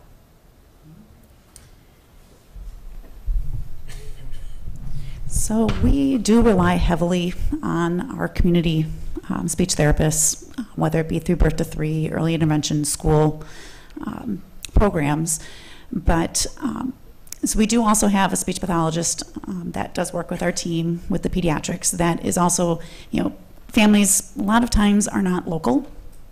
So for those that are not, that are traveling several hours to come for appointments, she is also always available to reach out, connect with their more local therapist in their area to provide different ideas, techniques, ideas, things to work on in therapy sessions. We do have some more kind of generic things to hand to parents to say, okay, here, let's start with these listening skills. But I think it's hard a lot of times for families that are battling getting it on, getting them to wear it, and working through that process and trying then to make observations of, well, I don't know what they're hearing because they're constantly taking it off, or I'm not seeing anything. And we see that a lot when we start asking, trying to get information out of parents. So what are you observing? What are you noticing? But that's a response, really. So I think a lot of times, they're not really sure of what to look for or what they're seeing. Yes, and I have a concern, and this, because I would like to see more emphasis with birth to 3 and having somebody knowledgeable about hearing loss. Mhm. Obviously, I'm a school teacher. I am a teacher of the deaf and hard of hearing. So a lot of times when I get 3-year-olds into the school, it's really sad because Yes. they've missed 3 years, and there are people out there who can help parents Absolutely. know what to look for and help them to do the listening intervention appropriately. And it's really not. It's not happening, no. And it's not just local.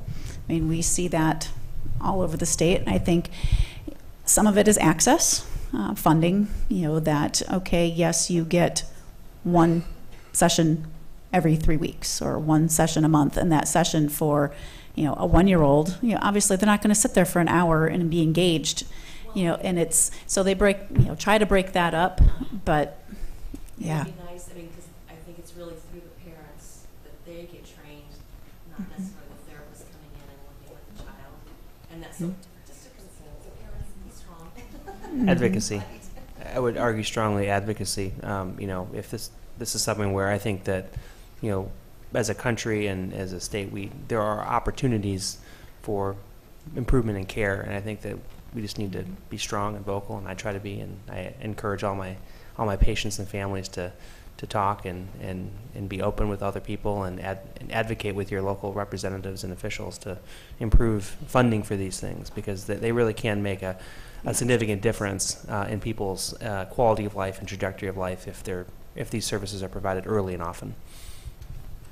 It's not just our CI kids. It's all the hearing impaired kids. Oh, that's sad, right?